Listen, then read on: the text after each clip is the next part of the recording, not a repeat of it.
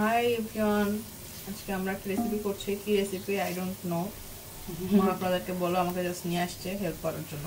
যা না, রাফা হচ্ছে মানে বাংলা আইটেমগুলো শিখতে চায়। তো কি কি মশলা দিয়ে বাংলা আইটেমগুলো তৈরি করতে হয় সেই মশলাগুলো চিনবে, সেই আইটেমগুলো তৈরি করবে। আজকে রেসিপি আইটেমটা হচ্ছে মাছ রান্নার মশলা। দাও এটা, দাও এটাতে কি আছে জানো? দাও টমেটো দেখলাম, খালি টমেটো আর পেঁয়াজ বেরেস্তা। আর অতগুলো দাও, হ্যাঁ একটু দাও। টমেটো আর পেঁয়াজ বেরেস্তা করে নিয়েছিলাম, সেটার পেস্ট। আর দিও না, আর দিও না। এটার মধ্যে কি আছে বলো? এটার মধ্যে হচ্ছে পেঁয়াজ আর কাঁচামরিচ বাটা। কাঁচা পেঁয়াজ, কাঁচামরিচ। আমরা একটু নাড়িয়ে নিব। হ্যাঁ নাড়ো নাড়ো, তুমি নাড়ো। এটাকে একটু গলায় নিব। এটা কি বলো? বলো কিছু হবে একটা। আদা বাটা। এই মজা করতেছি, আগে আসো, তোমার কথা শোনা যাবে না কাছে। এটা হচ্ছে আপনার জিরা বাটা। নাড়ো।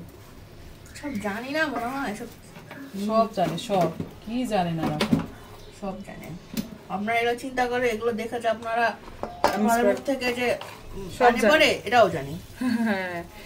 না, রেসিপি রান্নার চ্যানেলে কি থাকবে? রান্নার চ্যানেলে রান্নাই থাকবে, আর সেটা দেখতে হবে। না দেখলে পরে অন্য কোনো ওয়াজ মাহফিলে যেতে হবে।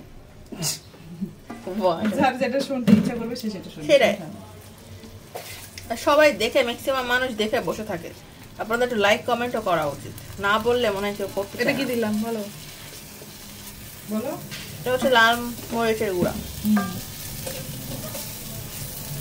লবণ,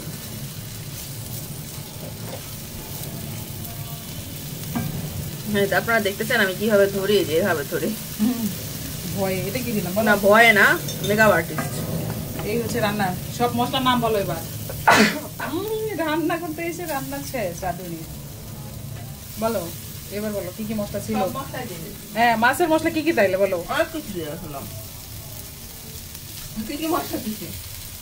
এখানে দিলাম হচ্ছে আপনার আদা, জিরা বাটা, আদা বাটা, তারপরে হচ্ছে লবণ, হলুদ, লাল মরিচ, তারপরে হচ্ছে যে পেস্ট বানায় রাখছিলেন পেস্টটা। তারপরে কি পেস্ট? পেস্টের মধ্যে কি দুটো পেস্ট আলাদা আলাদা ছিল? একটা দিলাম হচ্ছে এই যে, একটা দিলাম হচ্ছে কাঁচা মরিচ আর হচ্ছে পেঁয়াজ বাটা, যেটা একটু সবুজ কালারের, আর একটা দিলাম হচ্ছে এই যে টমেটো বাটা। টমেটোর সাথে পেঁয়াজ বেরেস্তা ছিল। এই এখন মশলাটা কষায় নি, তারপর বলতে পারছি। মশলাটা কি করতে হবে এটা বলো? মশলাটা এখন আমরা একটু পানিতে কষাই নেব। গুড, পারছে। আমি না জেনে বলে দিছি এটা। না জেনে বলে দিছে মা, বাঙালি বলে রান্না জানে না। এটা কোনো কথা? আমি জানি যে এটা কলা এখন পানিতে কষানো হবে, এটুকু তো জানি। কষানোর পরে মাছ আমি এমনি রান্না করি না, মাছ পছন্দও করি না। মশলা কষানো শেষ, আমরা এবার এটার ভিতরে মাছ দিয়ে দিচ্ছি। এই কাজটা আমার, কারণ তেলের কাছে আসলে লাভ দিয়ে দৌড় দেয়। তুমি দাও হাড়ির মধ্যে। এবার বলো, মাছ রান্না সহজ না কঠিন? বলো। সহজ, কিন্তু সেন্টটা খুব খারাপ। কিসের সেন্ট? নাক মুখ বন্ধ হয়ে যাচ্ছে মশলা কষানো। এটা কানও বন্ধ হয়ে গেছে। চিন্তা করো, মাছ রান্না না, খাবে না? খাই না। দাঁড়াও, মাছ খাও না? মাছ দেখলে দৌড় দেয়, কিন্তু খায় রাফা, মাঝে মাঝে খায়। ভালো হলে, খুব ভালো রান্না হলে খায়। খুব ভালো হলে খাই, খুব ভালো হলে, খুব ভালো হলে খায়। সোনা পাখি মোনা বললে খাই। সোনা পাখি মোনা খাও, লক্ষ্মী মেয়ে, তখন খায়। আজকেটা খাবে ইনশাল্লাহ, কারণ মাছে কাটা নাই। কাটা ছাড়া মাছগুলো খেতে চাই। পিসগুলা খাই আমি। যেটা মনে চায় সেটা খাবো। তাহলে মাছের মশলা বুঝে গেছো আর কি কি দিতে হয়? হ্যাঁ, অনেক ইজি। ইজি, এই তো ওই রান্না ইজি, খুব খুব কঠিন কিছু না, অনেক ইজি। কিন্তু অনেকগুলো ইনগ্রেডিয়েন্টস দাও তো, এগুলো রেডি করাটাই কঠিন। ওটা করে নিবা মায়ের কাছ থেকে। মা আমার এই মশলা শেষ হয়ে গেল, ওই মশলা শেষ হয়ে গেল। দেশের বাইরে থাকবে মা এখান থেকে আকাশ থেকে ছুঁড়ে মারবে, পাখি থেকে দিয়ে আসবে।